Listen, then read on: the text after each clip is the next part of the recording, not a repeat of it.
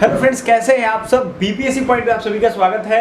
BPSC और बिहार से संबंधित सारे एग्जाम वैकेंसी के लिए हम ऑल इन ऑल सॉल्यूशन आपके लिए लेकर के आ रहे हैं। बात करेंगे भी एकीकृत 69वीं संयुक्त प्रतियोगिता परीक्षा जो होने वाली है, यानी 69th बीपीएससी इसको इंग्लिश में कहते हैं, उसको समझने का प्रयास करते हैं हम। यहाँ पे आपको ये पूरा नोटिफिकेशन पहले भी दिखा होगा, इसमें कुछ नया नहीं है, लेकिन हम जो जो चीजें बताने वाले हैं उसमें से कई सारे चीज आपको नहीं पता होगा। पहले तो आपको एक सबसे जो मेन चीज है, यहाँ पे आपको दिख रहा होगा 10 कॉलम है, मतलब 10 विभागों से अधिसूचना आई हुई है। अभी टोटल अगर हम डिपार्टमेंट की बात करें तो वो 24 है, तो 14 का बचा हुआ है। आपने 67वीं बीपीएससी में देखा था लगभग 500 के आसपास सीटें थी, वो बढ़ के 800 तक पहुंच गई थी। क्यों? क्योंकि जब तक आपका प्री का एग्जाम होगा तब तक वो घट या बढ़ सकता है, ये लिखा भी हुआ है इसमें। तो आपको ये चीज रिलैक्स रहने की जरूरत है। पहली चीज, बहुत सारी चीजें इसमें नई की गई हैं। सीट्स आप अगर देखोगे तो मैं आपको बार बार स्क्रॉल करके दिखा रहा हूं। सीट यहाँ पे अलग अलग लेवल के सीट और डेट यहाँ देखो। 10 जो ये खंड है उसमें 108 है, जिसमें 32 रिजर्व है फीमेल कैंडिडेट के लिए। टोटल देखोगे 235 में 73 रिजर्व है। बाकी एज की क्राइटेरिया भी यहाँ पे दी गई है। यहाँ आप देखेंगे 20, 21, 22, जिसका जो एज क्राइटेरिया होगा न्यूनतम। हालांकि मैक्सिमम लोग ये एज पार कर जाते हैं तभी आते हैं इस एग्जाम में, लेकिन यहाँ पे बहुत सारे लोग हैं जिनको ये देखना पड़ेगा 20, 21, 22 में कौन से हैं। उसके बाद बात करेंगे बाल विकास परियोजना पदाधिकारी लेवल 9 समाज कल्याण विभाग। यहाँ पे अगर हम देखें तो टोटल 10 है, जिसमें से रिजर्व कैटेगरी आरक्षित 10/1 है। यहाँ पे अलग अलग रिजर्वेशन का कोटी बनाया। फिर वित्तीय प्रशासनिक पदाधिकारी एवं समकक्ष वित्त विभाग 38 में 12 रिजर्व है। ठीक है, अब इसको समझते हैं। एक चीज यहाँ पे क्लियर कट, टोटल यहाँ पे देखोगे आप 100 पोस्ट हैं, लेकिन इसमें अकाउंटेंसी या उसके टाइप के जितने भी कोर्स हैं, फाइनेंस अकाउंट्स के, उसके लिए एलिजिबिलिटी है। सभी लोग इसमें फॉर्म नहीं भर सकते। उसी तरीके से पुलिस उपाधीक्षक, लेकिन ये टेक्निकल ग्रुप का है। तो ये सारी चीजें पहली बार हो रही हैं और ये नई हो रही हैं। आगे और भी बहुत सारी ऐसी चीजें हैं, आप देखते रहिए, समझते जाएंगे। इन सब के लिए अलग अलग क्वालिफिकेशन है। क्या क्वालिफिकेशन है, क्या आप एलिजिबल हैं, सभी लोग एलिजिबल हैं, उसको देखते हैं। दिव्यांगता की श्रेणी के बारे में बताया गया, अगर आप देखोगे तो पता चलेगा। इसमें जो अलग अलग पोस्ट हैं, जैसे 69वीं बीपीएससी का तो आपको दिख रहा है स्नातक समतुल्य परीक्षा, सीडीपीओ का, इन चारों में से आपको एक वैकल्पिक विषय लेना पड़ेगा। ये कंपलसरी है, जिसमें इसमें बहुत सारे विषय ले सकते हो, लेकिन इसमें चारों में से कोई एक आपको लेना है। वित्तीय प्रशासनिक पदाधिकारी, इसमें मान्यता प्राप्त विश्वविद्यालय से वाणिज्य, अर्थशास्त्र, गणित या सांख्यिकी, या तो मैथमेटिक्स, ईएमएस ग्रुप होता है, इकोनॉमिक्स, मैथमेटिक्स और स्टैटिस्टिक्स, इसमें से कोई एक अगर आपका होगा तब भी आप ग्रेजुएट अगर होगे तो यहाँ हो सकते हो। अब यहाँ एक नया पोस्ट आया है, पुलिस उपाधीक्षक इलेक्ट्रॉनिक्स एवं संचार इंजीनियरिंग। एक्चुअली हो क्या रहा है कि जो हमारा साइबर सिक्योरिटी है वो बहुत कम पावरफुल है, अपने देश में ही है लगभग, लेकिन बिहार में तो और बुरी स्थिति है। बहुत सारे ऐसे डिवाइसेज हैं जिसकी अब जरूरत पड़ती है, उसको रन करने की सॉफ्टवेयर्स हैं। तो इन सब के लिए जो पोस्ट बनाया गया है डीएसपी का टेक्निकल ग्रुप, यहाँ पे उनकी क्वालिफिकेशन है इंजीनियरिंग के जो बच्चे होंगे, जैसे electronics and communication engineering, electronics and telecommunication engineering, सूचना प्रौद्योगिकी, information technology, electronics and electrical and electronics engineering. ये अलग अलग सेगमेंट्स होते हैं, स्पेसिफिकेशन होती है इंजीनियरिंग के स्टूडेंट्स की, तो वो यहाँ पे भर सकते हैं इसको। ऑनलाइन जो आवेदन भरते समय आवेदक को शैक्षिक योग्यता के कॉलम में स्नातक या समतुल्य, मतलब अगर आप पास भी कर रहे हो इसी साल तो भी आप भर सकते हो। उत्तीर्णता संबंधित पूर्ण सूचना देना अनिवार्य होगा, आपको फुल डिटेल देना होगा।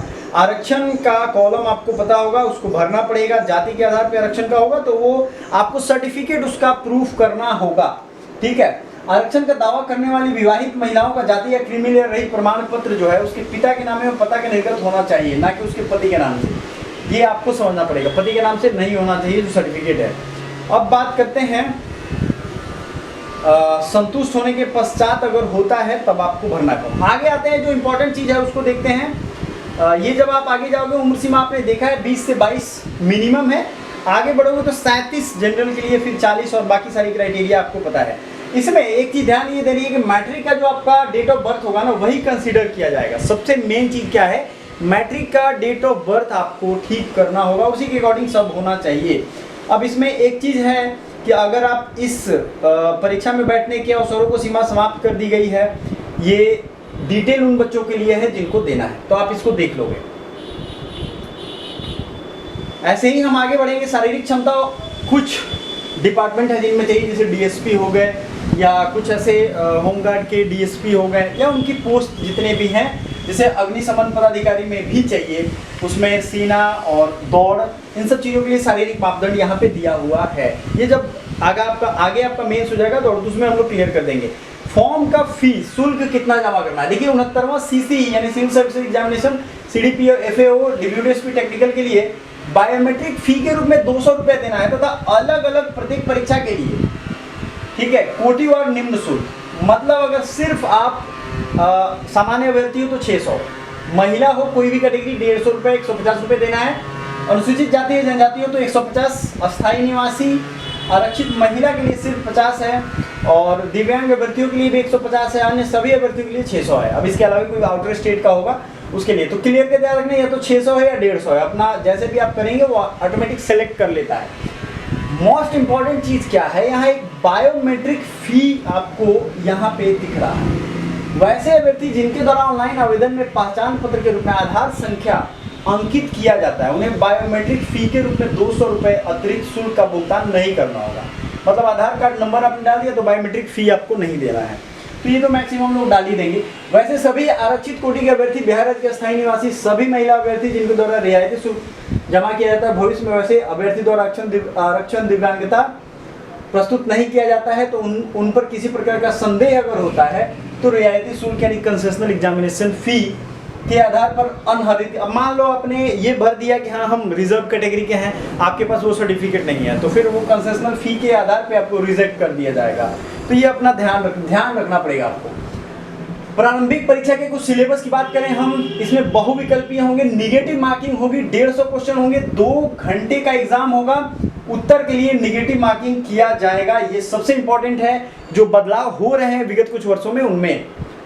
प्रारंभिक परीक्षा महज जांच परीक्षा होगी, इसमें इस परीक्षा हेतु उम्मीदवारों का चयन किया जाना है, 10 गुना बच्चों का निकाला जाएगा नाम, ठीक है, कोटिवार समान कट ऑफ प्राप्त करने वाले सभी उम्मीदवारों का चयन किया जाएगा। मतलब रिजर्व कैटेगरी और अनरिजर्व का अगर अंक समान आता है तो सभी को बुलाया जाएगा।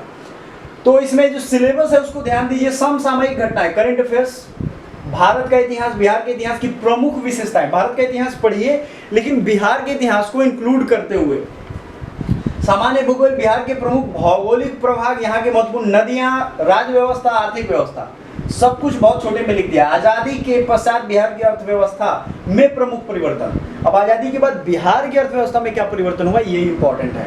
भारत का राष्ट्रीय आंदोलन तथा इसमें बिहार का योगदान एवं सामान्य मानसिक योग्यता को जांचने वाले प्रश्न 10 होते हैं, वो होंगे, ये आपको याद रखना है। मेन बिहार का रोल आपको पढ़ने की जरूरी है हर चीज में, चाहे वो भूगोल हो, ज्योग्राफी हो, नागरिक शास्त्र हो, अर्थशास्त्र हो। प्रारंभिक परीक्षा में उत्तीर्णता आवश्यक है, जनरल के लिए 40% नंबर लाना ही है, जाहिर सी बात है, मिनिमम का तो सोचो ही मत, मैक्सिमम आपको लाना है।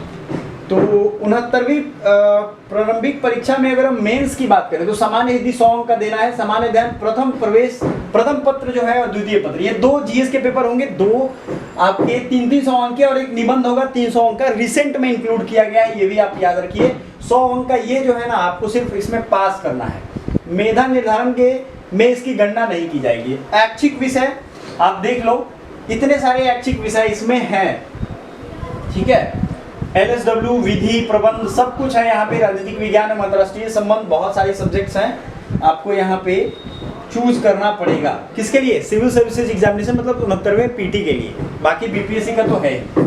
अब इसमें भी आप देख लो क्या बता रहा है, सीडीपीओ में सिर्फ ये 2 पेपर होंगे और चारों में से कोई एक लेना है, कोड यहाँ पे दिया है। इनका भी वित्तीय प्रशासनिक में 4-5 विषय है, इसमें से कोई एक लेना है। पुलिस उपाधीक्षक, टेक्निकल का जो इनमें से मैंने जो सब्जेक्ट का नाम बताया था वो लेना है, ठीक है।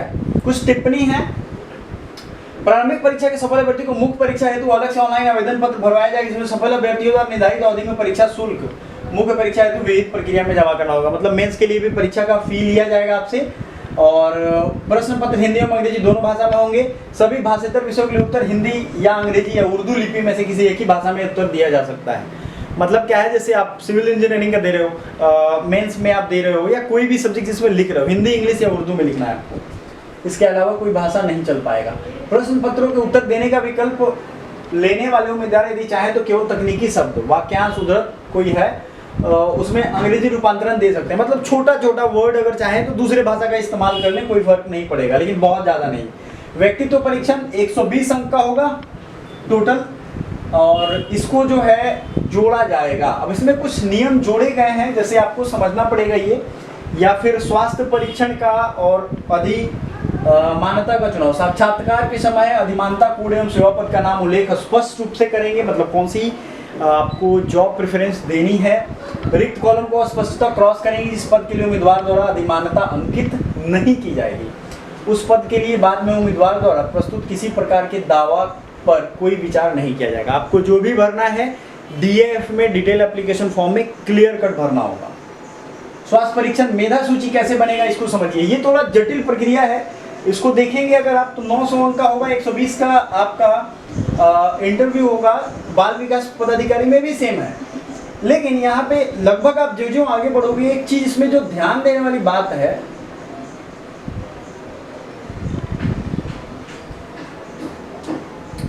इसमें सबसे ज्यादा ध्यान अगर देना है आपको, जब सेम नंबर आ जाएगा दो व्यक्तियों का, तो उनके GS वाले नंबर को, मतलब मान लो दो लोगों का मेंस नंबर आ गया, तो उनके जो मेरिट बनेंगे वो फिर ऑप्शनल का देखेंगे किसका ज़्यादा है, तो उसकी मेरिट ऊपर चली जाएगी, मतलब उसका रैंक ऊपर चला जाएगा। अगर वो भी सेम हो जाता है तो फिर डेट ऑफ बर्थ के हिसाब से देखेंगे, अल्फ़ाबेटिकली नाम के हिसाब से देखेंगे। तो ये एक प्रोसेस है कि किसी का भी सारा चीज़ तो एक साथ नहीं टकरा सकता है, ये ध्यान रखना है, ठीक है। तो ये ध्यान रखना, अगर सेम होता है तब ये खुद उनको राइट होगा कि वो चुनेंगे। तिथि क्या है प्रारंभ? 15/7 से 5/8 तक ये आप फॉर्म भर सकते हो। 5/8 के बाद हो सकता है कुछ दिन डेट बढ़े भी। अब इसमें क्या करना है, जो कागजातों की हार्ड कॉपी आयोग कार्यालय में भेजने की आवश्यकता नहीं है। पहले हुआ करता था, इसलिए अभी देर दिया जाएगा। अभ्यर्थी द्वारा स्वतः हार्ड कॉपी में आवेदन या कोई पूरक कागजात यदि दिया जाता है तो हार्ड कॉपी आवेदन कागजात उसके आधार पर किया गया कोई भी दावा अनुमान्य नहीं होगा। फालतू है भेजना, सीधा समझिए। ऑनलाइन आवेदन भरते समय